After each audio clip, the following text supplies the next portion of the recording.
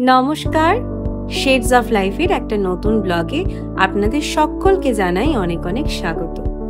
আজ দোল, তবে এবছর দোলটা একটু অন্যরকম ভাবেই আমরা সেলিব্রেট করছি।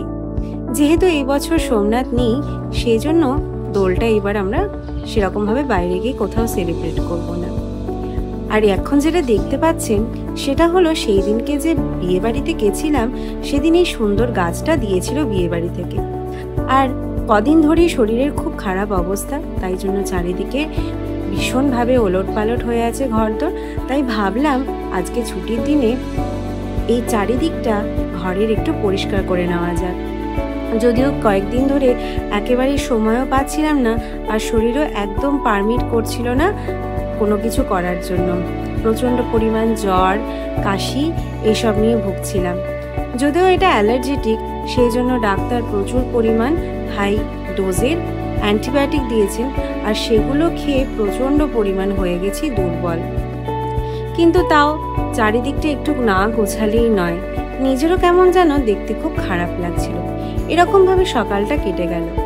আর দুপুরবেলা এসেছিল বাবা মার সাথে খাওয়া দাওয়া করে দুপুরবেলা আরাম করে আরেকবার ফাইটার মুভিটা দেখে নিলাম। যদিও আগে একবার দেখেছি হলে গিয়ে, তাও বেশ ভালো লেগেছিল বলে আরেকবার দেখলাম।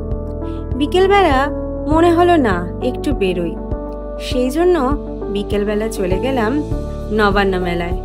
বেশ অনেক দিন ধরেই নবান্ন মেলা চলছে, কিন্তু আমার আর যাওয়া হয়ে ওঠেনি।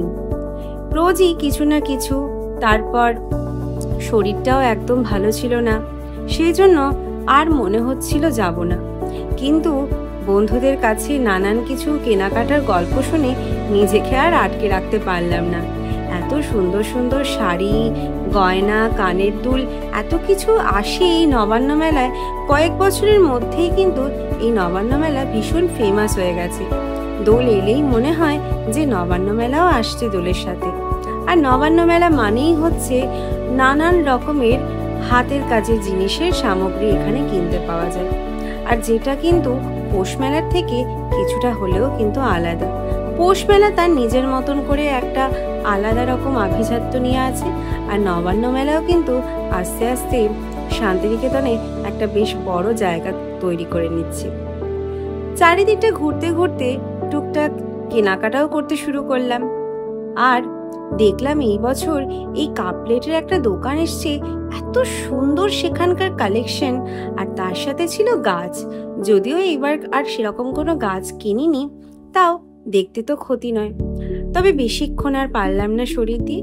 সন্ধেবেলা ফিরে এসে দেখলাম বাবা নিয়ে এসেছে শ্যামবাটি থেকে বিরিয়ানি বলে একটা নতুন বিরিয়ানির রেস্টুরেন্ট খুলেছে, আর সেখান থেকেই নিয়ে এসেছে বিরিয়ানি। যাই হোক, বিরিয়ানিটা খুলেই তো দেখলাম দারুণ সুন্দর গন্ধ বেরোচ্ছে, আর সঙ্গে ছিল চিকেন চাপ। তো ব্যাস, এই জ্বর মুখে বিরিয়ানি আর চিকেন চাপ বেশ ভালোই লাগছিল। এইভাবেই দোলের দিনটা কেটে গেল।